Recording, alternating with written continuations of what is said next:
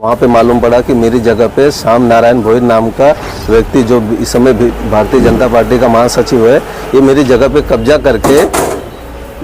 कब्जा करके अवैध बांधकाम करके 3 माले की बिल्डिंग बना के रह रहा है। तो जिसकी माहिती मैं महानगर पालिका में अर्जी करके निकाला तो मालूम पड़ा कि इसने मेरी माँ के नाम पे खोटा असेसमेंट, उनकी डुप्लीकेट साइन मार के उनके नाम का असेसमेंट निकाल के ये उनके नाम का घर नंबर निकाला, जिसका घर नंबर 1463 है।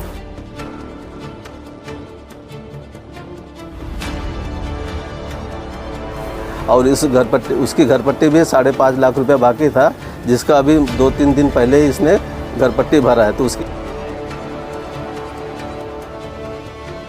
जी, मेरा नाम सुनील कुमार सुभाष चंद्र गुप्ता है और मेरे पिताजी के नाम से कामतघर में 3 गुंठा जगह मेरे पिताजी ने बहुत समय पहले लिया था, तो जिनका देहांत तो 2005 में हो गया था। तो उसके बाद उसका 7/12 मैंने अभी 2023 में मेरी माँ के नाम पे कराया। तो 7/12 कराने के बाद मैं मेरी जगह की पड़ताल करने गया तो वहाँ पे मालूम पड़ा कि मेरी जगह पे श्याम नारायण भोईर नाम का व्यक्ति जो इस समय भारतीय जनता पार्टी का महासचिव है, ये मेरी जगह पे कब्जा करके अवैध बांधकाम करके 3 माले की बिल्डिंग बना के रह रहा है।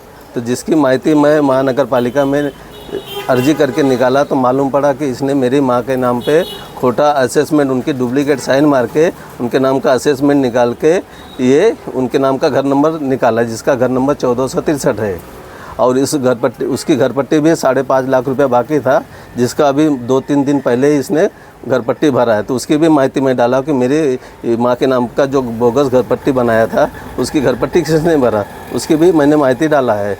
और इसके बाद जब मैं महानगर पालिका में गया इसकी पड़ताल करने कि इस 1463 घर नंबर किसने बनाया, तो वहाँ पे मालूम पड़ा कि उन्होंने, मतलब वहाँ का एक अधिकारी था, उसने मोबाइल में चेक किया तो मालूम पड़ा कि इस 1463 में खाली तुम्हारे माँ के नाम का नहीं, इसके अलावा 2 और का नाम है, जो एक योगेश श्याम भोईर, एक दीपेश श्याम भोईर, ये इन्होंने भी घर पट्टी बनाया। तो उसकी जब मालूम पड़ा तो पता चला कि इसके दोनों लड़के हैं।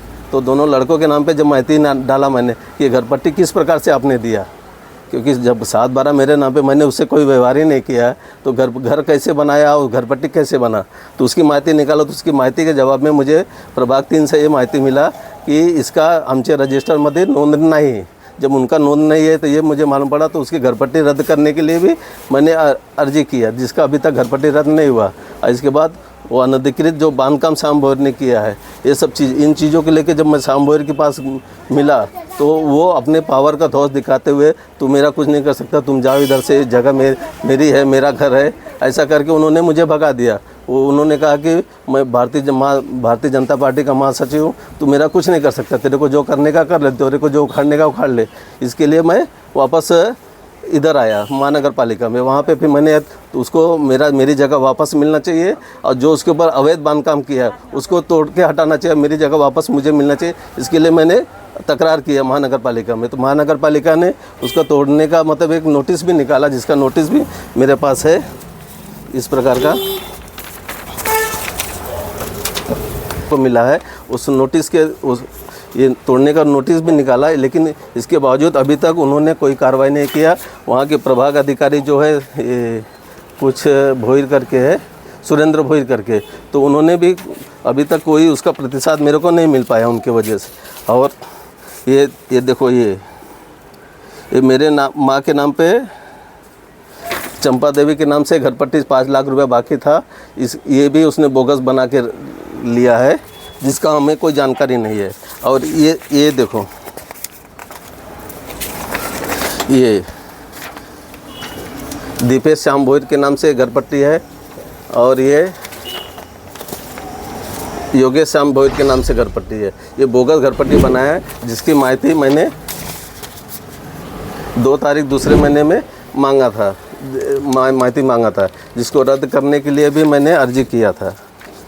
तो और ये सब चीज़ों को लेके जब 3-4 दिन पहले श्याम भोईर हमारे पास आया, हमारे दुकान पे इसी जगह पे आया, वो हमको धमकी देने लगा कि तू अपना जो भी अर्जी किया वो सब वापस ले ले। तू मुझे नहीं जानता, मैं भारतीय जनता पार्टी का महासचिव, तू मेरे आगे नहीं जा सकता, हम लोग पॉलिटिशियन लोग हैं। और तू तेरा अर्जी अगर वापस नहीं लिया तो मैं तुझे मैं अनुसूचित जाति का हूँ, भोईर समाज का हूँ, मैं तेरे को परेशान कर सकता हूँ, आगे चल के तेरे ऊपर करूँगा, तो फिर बाद में समझ लेना। तो इस चीज़ का मुझे डर दिखा के धौस दिखा रहा था, अपनी पावर का, अपनी सत्ता का, ये सब चीज़ों का। ये चीज़ों से डरते हुए मैं एसीपी, डीसीपी और उनके खिलाफ नारपोली में इसका अर्जी भी दाखिल किया 19 तारीख को। ये 17 तारीख को मेरे यहाँ आए थे शाम को 8:30 बजे, जिसका मैं तकरार एसीपी ऑफिस, डीसीपी ऑफिस और नारपोली में दे चुका हूँ। तो अभी आपकी मांगनी क्या है? मेरी मांगनी यही है कि मेरी जगह खाली करके जिस रूप में था मेरी जगह मुझे वापस मिलनी चाहिए, और जिसके ऊपर अवैध बांधकाम किया है, जो भी स्ट्रक्चर खड़ा है उसको वहाँ से हटाया जाए और मेरी जगह मेरी वापस मिल जाए। मेरी प्रशासन से यही गुहार है, यही विनती है। Speed news Bharat.